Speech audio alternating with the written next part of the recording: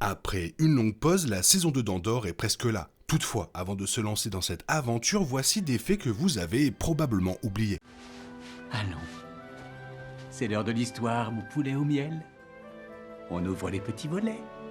Cœur vaillant, œil sur la balle, on ne peut pas perdre. La série préquelle de Rogue One a surpris le public par son ton mature et sérieux, plongeant profondément dans l'histoire de Cassian Andor. Ce faisant, elle a dévoilé une nouvelle facette de la galaxie lointaine et a examiné les nuances morales des rebelles qui ont affronté l'Empire dans les années précédentes, un nouvel espoir. Il n'est pas surprenant qu'elle ait été saluée comme l'une des meilleures séries Star Wars à ce jour. Mais avec un tel intervalle entre les saisons, le public a peut-être oublié certains détails de la saison 1. Le public a rencontré Cassian dans Rogue One, mais Andor a révélé à quel point les fans ignoraient tout du futur héros rebelle. La série a également permis aux spectateurs de découvrir de nouveaux personnages remarquables, comme Luten Rael, l'homme qui a recruté Cassian, et d'explorer les profondeurs cachées d'autres figures préétablies, comme Mon Mothma. Alors que la saison 2 se penchera sur l'histoire de Cassian au sein de l'Alliance rebelle, voici ce que le public doit retenir du voyage de la saison 1 vers la rébellion. On oublie facilement que Cassian cherchait sa sœur au début. Les premiers épisodes du préquel ont révélé que Cassian était originaire d'une planète appelée Kenari. Un jour, avec d'autres enfants, il partit enquêter sur le crash d'un vaisseau de la République. Mais un survivant tua l'un d'eux, qui le tuera à son tour. Pendant que les autres partaient, Cassian resta sur place avec le vaisseau et fut retrouvé par les charognards Clem et Marva Andor. Ils décidèrent d'emmener le garçon avec eux pour le protéger de la République, mais sa sœur resta sur place. Au début de l'épisode 1, Cassian enquêtait sur des rumeurs concernant une fille de Kenari travaillant dans un bordel sur Morlana One. Il fut alors abordé par 2 officiers et finit par les tuer, le mettant ainsi indirectement sur la voie de la rébellion. Marva affirma plus tard que tous les habitants de Kenari avaient péri, mais Cassian n'avait pas abandonné l'espoir de retrouver sa sœur.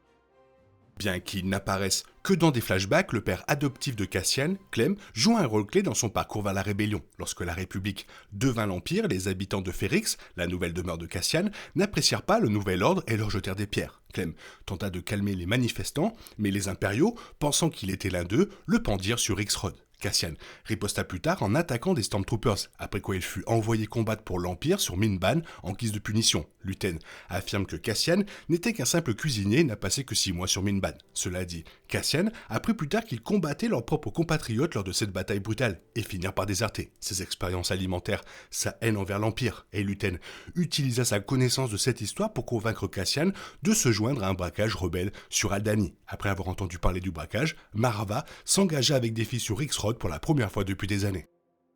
Il était peut-être impatient de rencontrer Cassian, mais Luten n'aurait peut-être jamais eu cette chance sans Bix Kalin, mécanicienne locale sur Ferrix et ex de Cassian. Bix s'intéressait également au marché noir et rencontra Luten par l'intermédiaire de Salman Pak, propriétaire d'une casse. Bix ne connaissait pas grand-chose de Luten, mais lui vendit plusieurs objets et accepta plus tard de l'appeler lorsque Cassian eut besoin de quelqu'un à qui vendre son unité impériale Starpath. Malheureusement, ce lien a placé Bix dans le collimateur du bureau de la sécurité impériale, qui s'élance à la recherche de Cassian et Luten. La superviseure Dedra Meero a fait capturer et torturer Bix pour obtenir des informations, mais Cassian a pu la sauver lors de l'émeute aux funérailles de Marva. Bien que son implication dans la rébellion ait été limitée auparavant, il semble que Bix collabore plus étroitement avec Luten et Cassian dans la saison 2 d'Andor. Malgré la volonté de son supérieur de dissimuler l'affaire, Cyril Karn était déterminé à poursuivre Cassian pour les 2 officiers qu'il avait assassinés lors du premier épisode. Ses efforts se révélèrent désastreux. Cassian réussit non seulement à s'échapper, mais aussi à duper Cyril et à tuer encore plus d'officiers au cours de la poursuite. Sans surprise, Cyril fut ensuite renvoyé, le forçant à retourner vivre chez sa mère et à occuper un poste subalterne au bureau impérial des normes. Cyril n'oublia jamais l'homme qu'il cherchait à capturer lors de sa disgrâce et commença à soumettre de faux rapports sur Cassian à son nouveau poste. Cela attira l'attention de la superviseure Meero, qui l'utilisa pour obtenir des informations, mais ne manifesta aucune envie de poursuivre sa collaboration. Néanmoins, Cyril poursuivit sa quête pour traduire Cassian en justice et retourna même discrètement auprès de Ferrix pour tenter de le capturer aux funérailles de Marva. Il échoua, mais réussit à sauver Meero pendant l'émeute.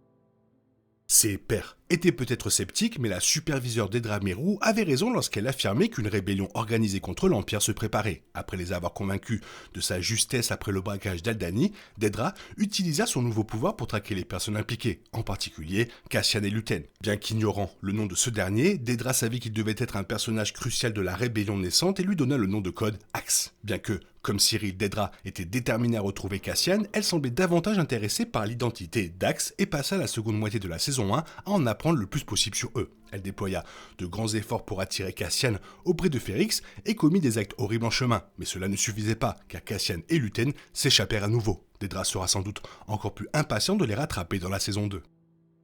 Lorsque le public a rencontré Vel Serta dans l'épisode 4, elle était la meneuse acharnée du braquage de Dany. Ce n'est que plus tard que les téléspectateurs ont découvert qu'elle était en réalité une riche héritière et la cousine de la sénatrice Mon Mothma, qui travaille également secrètement avec Luthen. Son image publique étant celle d'une jeune fille riche, gâtée et apolitique, personne ne semble soupçonner l'implication de Vel dans la rébellion. Vel et Mon entretiennent une relation étroite, car elles sont toutes deux au courant des activités rebelles de l'autre qu'elles cachent au reste de leur famille. Elles partagent également le même regard critique sur la culture chandrilienne, Vel exprimant son inquiétude quant au fait que la fille de Mon, Leda, suive la tradition planétaire de se marier jeune. Vel elle-même reste célibataire, mais elle entretient une relation amoureuse avec Cinta Kaz, une autre rebelle.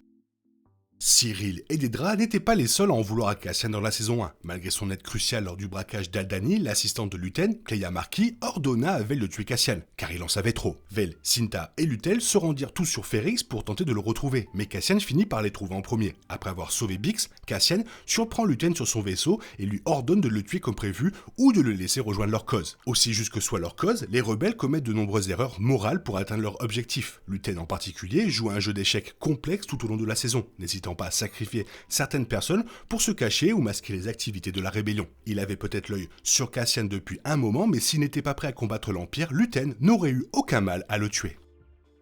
Après le braquage d'Aldani, Cassian se cacha mais fut rapidement reconnu coupable d'un autre crime qu'il n'avait même pas commis. Il fut alors envoyé en prison sur Narkina 5, ce qui donna naissance à l'un des actes les plus célèbres, où lui et les autres prisonniers planifiaient une évasion. L'un des co-détenus de Cassian était Melshi, que certains fans ont peut-être reconnu comme un rebelle ayant aidé à libérer Jyn Erso et ayant combattu lors de la bataille finale de Scarif dans Rogue One. Melshi avait d'abord conseillé à Cassian d'abandonner tout son espoir, mais après avoir appris que l'Empire ne laissait personne sortir et était prêt à massacrer des prisonniers pour dissimuler l'affaire, il fut poussé à participer au plan d'évasion. Une fois libéré, Melshi voulut trouver un moyen de s'assurer que leur histoire soit entendue. Compte tenu de son expérience et de celle de Cassian, il était logique qu'il continue à aider à libérer des prisonniers impériaux d'autres camps de travail.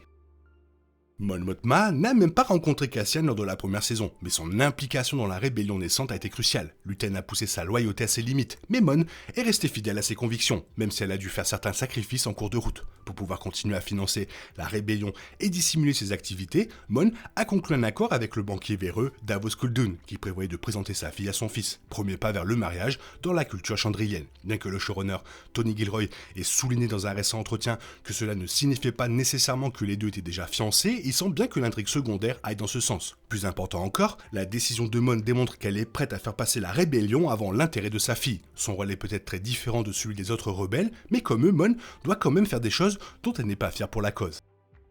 Durant son séjour sur Narkina 5, Cassian et les autres prisonniers devaient fabriquer des pièces uniques pour l'Empire. Tout manquement à cette obligation entraînait de lourdes sanctions, et les nombreuses équipes de la prison étaient contraintes de rivaliser. La scène post-crédit de la saison 1 révéla que ces composants servaient à construire l'étoile de la mort, l'arme même qui allait plus tard tuer Cassian dans Rogue One. Il est tragiquement approprié que Cassian ait contribué par inadvertance à créer l'instrument de sa propre destruction, mais il est aussi assez poétique de savoir que le futur capitaine rebelle jouera un rôle clé dans sa destruction. D'une certaine manière, cette révélation a rendu le destin de Cassian inextricablement lié à l'étoile de la mort, bouclant la boucle de son histoire.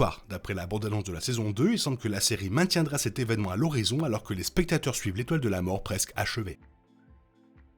C'était des faits qui, je pense, vont être très importants dans la saison 2. Toi, qu'est-ce que tu en penses? Qu'est-ce que tu aimerais rajouter? N'hésite pas à le faire dans la zone commentaire. Sinon, comme d'habitude, que la force soit avec toi. Bisous, bye bye. Il est impossible de compter sur les autres de nos jours. On est obligé de tout faire soi-même. Je me trompe? Rien de grave, j'avais tout prévu. Où va le monde, je vous le demande.